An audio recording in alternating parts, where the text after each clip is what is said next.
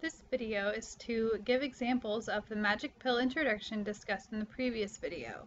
Students often refer to this formula as the bitter pill at first because it is tough to get a handle on, but practice, practice, practice, and I assure you, you'll be glad that you did. So this is the frame that I showed you at the end of the last video. I'm going to give you this and it'll look a little better, and you'll be able to fill it in with your own thoughts. Some examples of the magic pill introduction that uses all of the components that we discussed in the previous video, they're all here. All right, so the first example is Hamlet.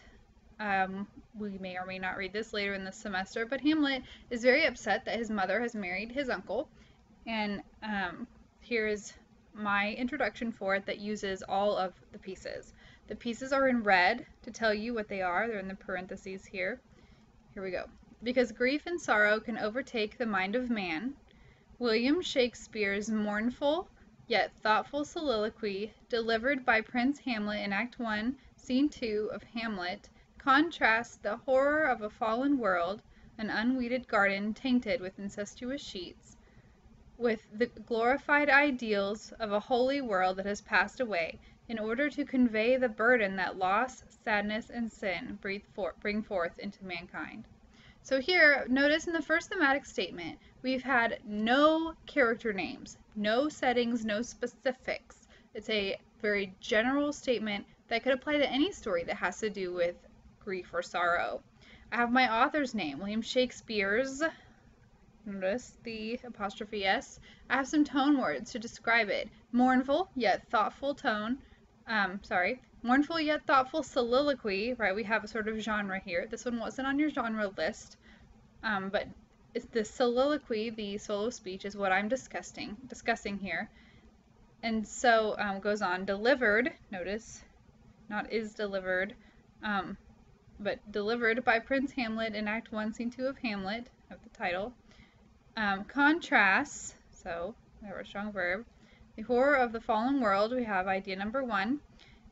We have our mini quote and our dashes all in one go. An unweeded garden tainted with incestuous sheets. With the glorified ideals of the holy world that has passed away. Okay, so our first idea is that the horror of the fallen world contrasts with the glorified ideals of a holy world that has passed away. In order to have a sort of connecting statement to connect the two ideas, convey the burden that loss, sadness, and sin bring forth into mankind. We have a triplet here, loss, sadness, and sin, and we complete our thematic idea. Let's look at another one. This one is from Jane Eyre. Some of you may have read this your sophomore year, maybe not, I don't know. And read through the whole thing. Because steadfast moral ideals can act as a beacon of hope, Charlotte Bronte's dark yet inspiring Gothic romance, Jane Eyre, demonstrates that patience and purity, virtues not always valued by modern society, accompanied by a strong faith in the fundamental goodness of mankind, can act as vessels to a world of forgiveness, love, and redemption when all hope seems lost. Okay. Now, the thing I was saying about the dashes, where you can take them out and the sentence still must make sense, listen here.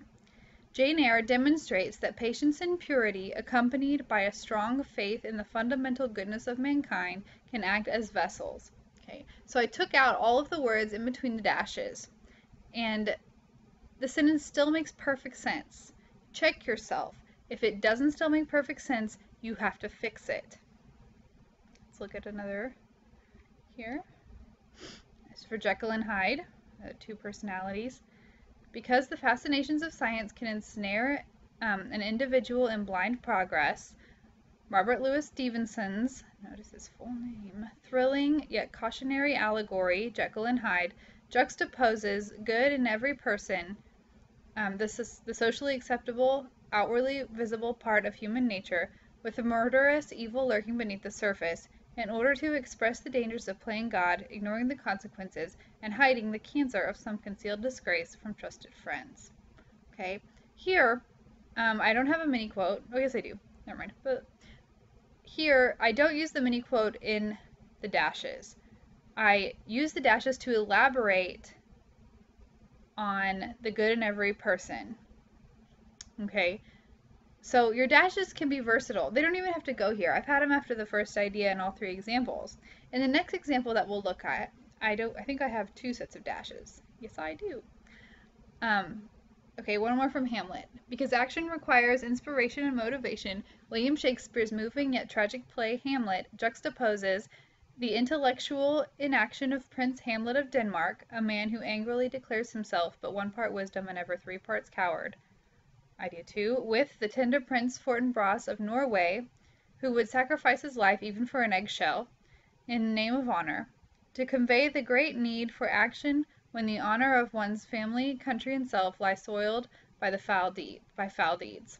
Okay, so here I have idea number 1 and 2 kind of pulled out for you. I did this for another student, thought it might be helpful, so that you could see the first thematic idea and the second thematic idea as they pop up in the outline here. Okay, so we have because, thematic statement, because evil can take over the world, Robert Louis Stevenson's happy, or I wouldn't really be happy, unfortunate and sad mystery, Dr. Jekyll and Mr. Hyde, convey the idea that man is weak when faced with temptation, such as Dr. Jekyll when he's faced with the potion to turn into Hyde, and the idea that the worser part of ourselves can easily take over the better, in order to demonstrate that